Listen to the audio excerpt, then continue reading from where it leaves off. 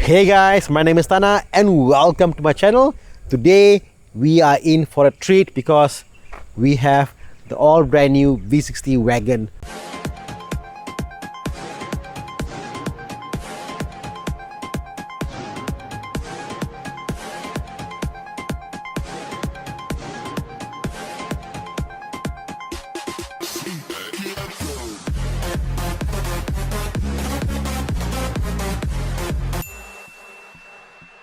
Isn't she a beauty?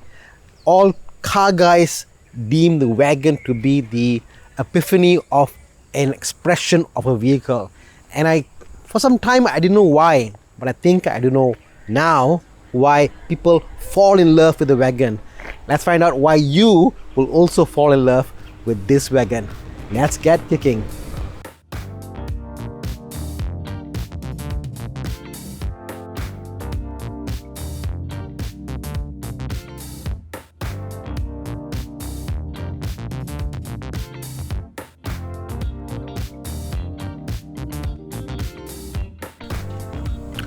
Let's start with the basics. Well, this is actually based off the S60. The front, the side, they all look very similar, and I think similar is a good way to describe what's good, because you know what, if it looks good, don't break it. And I'm just surprised, shocked almost, that how can a design that's now probably 5 years old still look so gorgeous. I mean, Volvo has knocked it out of the park with the design of their Volvo lineup, and this doesn't come short. Now, normally, I know you guys are gonna hate me for this now, normally I'm not a fan of all wagons, because some wagons do look like a brick, and sometimes fugly means nice, but I'm not really for that. I'm into sleek, sharp looking sedans, and this, my dear friends, look at that. It is so sharp, it is so sleek. I mean, the lines on this vehicle, it's just crazy. Look at how the window goes all the way back and then just tapers in the back here. It is just so beautiful. And if you see the light shining on this car now, you will get a glimpse of the pearl that you need to look at this car, because Volvo again makes wonderful white pearl color paint, and this is nothing but short of magnificent. Let's look at the rims, the tire and the rims over here. They are freaking big, guys, you know. This is still on PS4, not on the brand new PS5. And if you look at let me just get a good view of the trademark over here. Here we are, 235/40/19. Yes, 19-inch rims, and those calipers do look beefy and nice. So I'm kind of digging the whole sleeper vibe here. This car it's not a soccer mom's car. It's actually proper sleek. And when you drive the car, what you get is this. Now let's look at the boot space, because obviously everybody will ask, how is the boot space, Thana?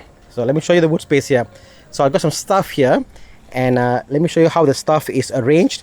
Now there is a canopy cover. Is it a canopy cover, or you know what this means? Okay, so if I want to pull this up, there's a mechanism here, and you can see if I yank this out, it goes outside here, and it can go all the way there, and it's there. Or if I were to go back here again, this is where I was earlier. Let me just bring this back also. This is my earlier position. If I were to bring this back to this lever here, it goes up. So in essence, what you can do is you can leave it this way, lower your stuff in, and then just pull this back, and it locks into a position whereby it's closed for privacy. Pretty nifty, pretty nice.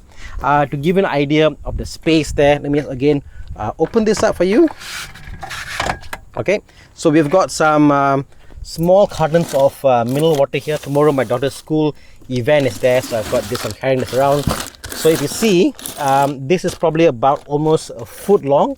If I put 3 cartons here, look at that, 3 small cartons long. So it's actually 3 feet wide, and across, I think this is probably 1,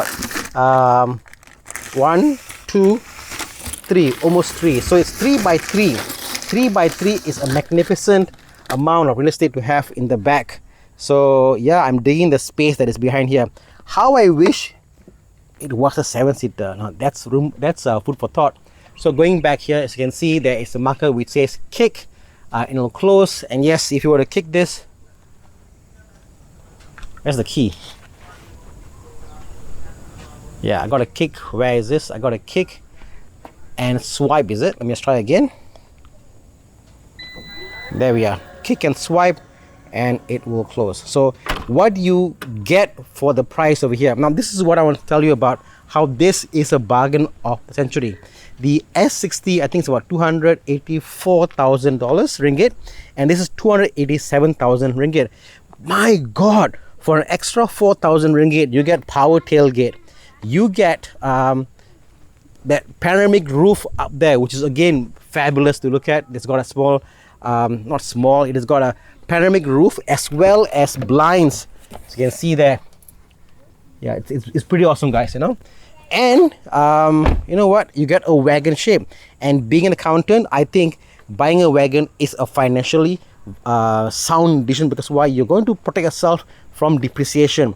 This car will actually protect you from depreciation, opposed to buying an S60. So anybody out there wants to buy an S60, this is me telling you, do not buy an S60, buy the V60 for extra what, 4,000 ringgit. It is a great bargain. Now let me tell you one thing that's different though when you drive a wagon. So let me get inside and show you. This was a bit shocking to me. Inside, again, we get it with the same level of refinement that we get in all the Volvos, but this is what I want to show you about.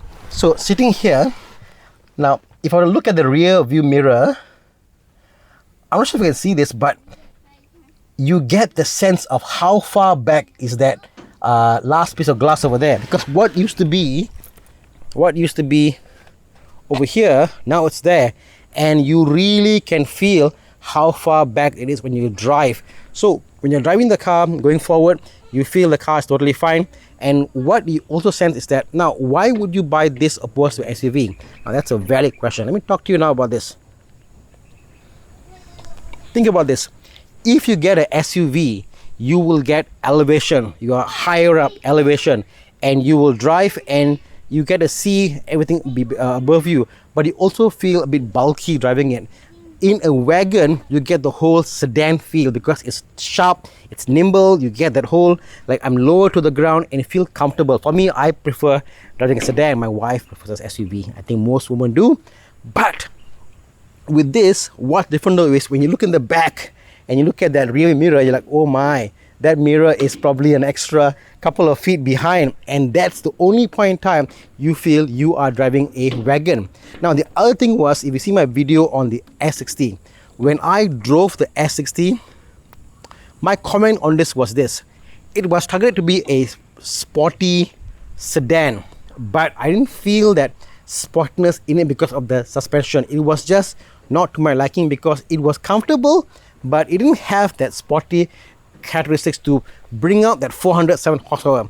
Now in a wagon format, guys, I am totally fine, because in a wagon format, it is a larger platform, it's a larger vehicle, so that bit of a kind of a that push in the back is totally fine, because you're driving a longer car, you feel that, and I can almost accept that drive comfort. In fact, it feels more comfortable driving the V60 opposed to driving the S60. How? I do not know.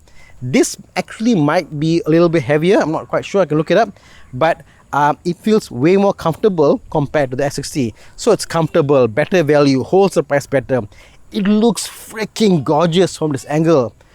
Why wouldn't you buy one? Well, maybe I have one reason why you can't buy one, because from what I hear, they're no longer for sale. All the units have been sold out. So maybe if you put a booking in with Volvo, who knows, they might have a unit for you, can come in. But other than that, this is one vehicle, I think it's a buy. It's brilliant, you know. I wish I saw this earlier, because yeah, it's just looking so beautiful there, drives beautifully, and obviously you've got all that beautiful creature comforts inside. Look at my video on the S60. Everything here is about the same, except now they've got Google integrated into the system itself, so it's more advanced than before. But other than that, it's pretty much the same car. leg room. Quick catch up. How is this? Now, I could be wrong, but I've got a feeling that the V60 has more leg room in the rear opposed to the S60. So yeah, that's one thing I noticed too. Look at that. The head room is fine, but the leg room is where it's very, very noticeable. If you look at my hand over here, my back to the chair here, and this is probably, I don't know, 8 inches. 8 inches for my driving position. So yeah, it's actually quite spacious in the back over here. And obviously you've got this is I wish there was no center tunnel, but I guess they must put the battery somewhere, and it is what it is. But other than that, you know what, the panoramic roof, something we didn't have in the S60, if I'm not mistaken.